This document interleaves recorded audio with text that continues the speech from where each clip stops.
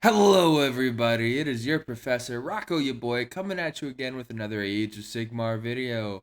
In this AoS General class, we will be continuing our series on different parts of the game where I see people make mistakes. We've done list building, we've done deployment. So now we're up to like the actual, you know, your first turn. That means things that I see people mess up in the hero phase. We'll have a snappy title come up. Probably like hero phase sins or, something. I don't know. We'll see. But I've got three things that I see people mess up on, and I want to help you so we can learn how to do this better and make you a more complete player. All right, let's begin. So, first, I want to say I see people all the time forget all the stuff their own heroes can do, like with spells and abilities, all the stuff that we took in their hero phases, especially if you're a Lumineth Realm Lord player or a Zinch player or Seraphon, or you have a very involved magic phase. You have a lot of stuff, and you needed to go and get some more practice in it. How do we do that? There's AoS reminders, which I've linked to probably 10 or 15 times. I'll do it again. Where it's like a cheat sheet of how all the rules interact with everything you need them to do. Or you could be like my awesome wife, which is this has been featured on the channel before. She literally made a cheat sheet of which to say what her abilities are for her heroes and what spells she has. So the thing that happens is, especially she did hers as a flowchart, but the thing that happens is when you have all these spells, you have all these abilities, and you get a decision paralysis of like, okay, should I do this now? Should I do this now? When do I do this spell? What do I do? And for me, the biggest thing is you need to go into this game to fix this problem, knowing the order of which you want to cast your spells and get your buffs off. You know, what actually is start of the hero phase that has to happen then. Because certain armies have things that happen in different phases. And if you're playing against me, I will 99.99999% of the time let you go back and do it in the right order. Not everybody will, especially when you're at top tables of tournaments and things. Mistakes happen. But if you know, because you wrote out physically your flowchart to help reinforce your memory of when things happen, there you go. And if through our list building and through a deployment, you put your hero in the right place to get the buff off onto the right unit. You know the combo. Now you just have to do it. And part of this very long-winded first tip also involves the order of which you cast your spells. Because, listen, let's be honest. Most of the time, your opponent will have one or two unbinds, sometimes with a bonus or not, maybe three. And if you're a magic heavy army, you're going to have 4 or 5 casts that you need to get off. There is merit in saving your big cast for the end to get a couple more of your like middling spells off uncontested. Like everybody can use a mystic shield. So that's one of my first things that I want to do. It doesn't give away the game plan of, oh, I'm going to do the super buff spell. And there's Mystic Shield, though. It's going to go great on my Graveguard. But, Van Hell's Dance Macabre is going to go even better on him. And I don't know if that even still can go on Graveguard, but if it can, the spell to fight twice with an undead summonable unit is awesome. But my point being, if you do the Mystic Shield first and they waste an Unbind, and then you do another spell and they waste their other Unbind and they're out of Unbind, you can a lot of the time get Van Hell's off uncontested. If they know that's what you're saving for, maybe don't sneak the Mystic Shield through first and then put in another buff spell like Flaming Weapon on your Vampire Lord on Zombie Dragon. Play with your opponent's thoughts in that sense of like, okay, what it's game theory again. I know we're smart here on this. That's why you're the students, I'm the professor. But we're all smart here. We all get, it's the whole idea of I'm trying to beat my opponent by making them have to make so many hard decisions. Do you save the Unbind? Do you try to stop me from getting this? Do you save it for my bigger, more important spell, and then all of a sudden I get all these other buffs off anyway? It's a gamble. And it is my job to make my opponent gamble if I'm doing this right and have to roll high. You know? So that's my first point. Just having your hero phase organized saves you so much trouble. My second thing, because now that's for like my spells and my buffs. It's knowing, like, especially in third edition with it being a newer rule, knowing which heroic action to use at the right time. Because so many people overuse the command point generation and don't, like, they want to save best day ever for the perfect situation, and half the time the heroes die before they get to use it. And they're like, oh, my hero's at half health, I'm going to try best day ever, try to math this up for whatever. If you know you can get a Mystic Shield off and another buff on somebody, from somebody onto that hero, just heal. Save your best day ever. If I know I can get Mystic Shield off, if I know I have a healing spell in my back pocket, I'll heal and then use best day ever and send him into fight. Command points are always good, but especially if I'm going second, I'm not worried about that. I might just throw an extra Unbind out on a hero of mine.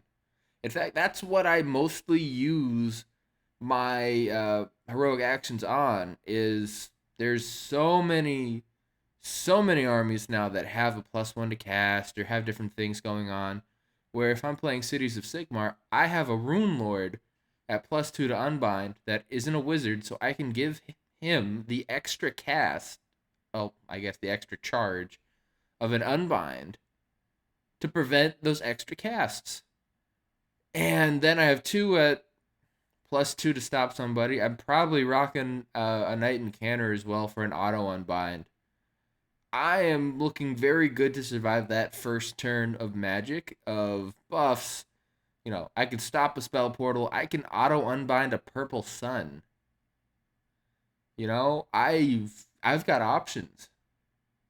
And because I am smart with my heroic actions, I don't fall into that, I could have given myself an extra Unbind to stop the Purple Sun, but instead I got a command point to try to do something else. Or I'm debating on, do I heal? Do I best day ever? Do I heal? Do I best day? Well, you know what? The Purple Sun's coming anyway. So why not just give yourself an Unbind when you're playing through all these different scenarios in your head? And the third and just final thing that I'm shaking my head here because it just irks me sometimes. If you are a new player, this advice isn't good for you.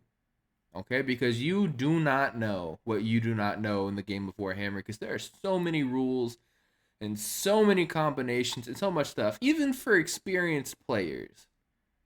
In my mind, the Nighthawk book, unless my wife is playing it, I have to say that contractually, the old Nighthawk book wasn't the best. She kicked butt with it, but we got a trophy to prove it. But, it wasn't there for the damage output.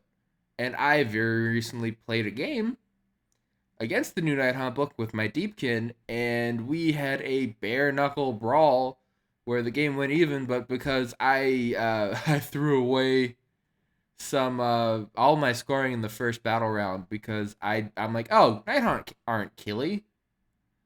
They are now. They're very good. And, the rest of the game went even, but, I was still down 4 points, and that was the game. We're always learning new things, and the mistake that I'm still guilty of is you need to know what your opponent can do in the hero phase. You know, are you going against Corn? Do you know that currently, as they stand, part of their blood tithe table lets them do abilities in the hero phase? They can charge in the hero phase, give themselves command points. They can drop a comet on you. They can auto unbind spells. There's a lot they can do outside of just summoning with their blood tithe points. You know, uh, are there combos or rules that let people charge in the hero phase besides that in different armies? Are there different abilities that you need to watch out for? Certain spells, Hand of Dust.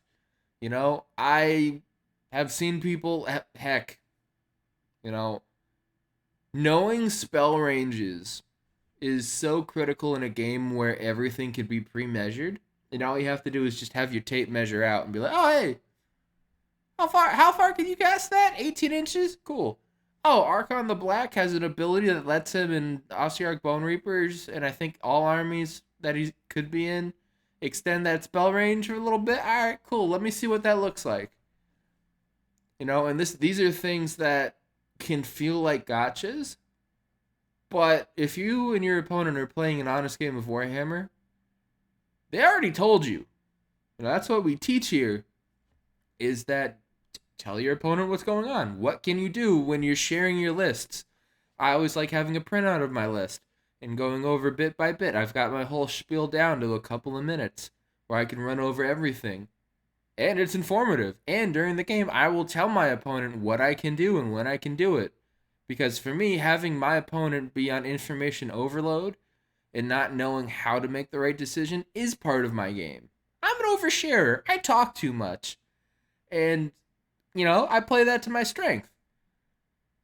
Not everybody does that. A lot of people, like, with me saying that, I'm the anti-gotcha. I'm like, oh, man, I'm good. I could totally just move my turtle over there, you know, run and charge or run and shoot this turn. I can do. Where some people are like, oh, you know, I'm just going to hold this thought in my back pocket of what I could do. Oh, if they deployed that close, that's in range for my spell to do whatever. So, again, to bring this back here, my final tip is know what your opponent's army can do. Work on that. You generally only get to do that through playing games or being part of large Discord communities or Twitter or whatever, but you know, you have to be able to focus out the internet hype for some things. Like everybody thought Crematorians in the Yasiark Bone Reaper army when that book first dropped was going to be the end all be all army. It wasn't. It was Mortis Praetorians and yeah. So I'm sure there's others. I'm not going to mention them, but I always like Staliarch Lords. But the thing is, through all the internet hype, there are going to be abilities and things you have to be mindful of, and especially if you're going against someone that has spells that have a certain spell range or they have abilities to set up for it, you need to be mindful of that to know when to actually use your unbinds or your movement in your turn to stop them from being able to do stuff in their hero phase. And maybe you have hero phase shenanigans of your own. You know, like, I don't know, Stormcast have some really cool once per game command abilities that happen in the hero phase with the shooting one, my favorite. Uh, but just being mindful of that so you can plan around it really helps your gameplay. And again, if people have fighting in the hero phase or charging in the hero phase, or if it even happens in your hero phase and not their hero phase, it's just the hero phase, these are really big things to consider. So, just to recap real quick, it is know what you have to do in your hero phase with all your spells and stuff. Write them down so you know when and where to use them. Especially with the action economy of you have so many casts and they have so many unbinds. 2, cleaning up when and where you do your heroic actions and which ones you want to do. You know, again, command points are great, but you probably need that other unbind or to heal your hero up.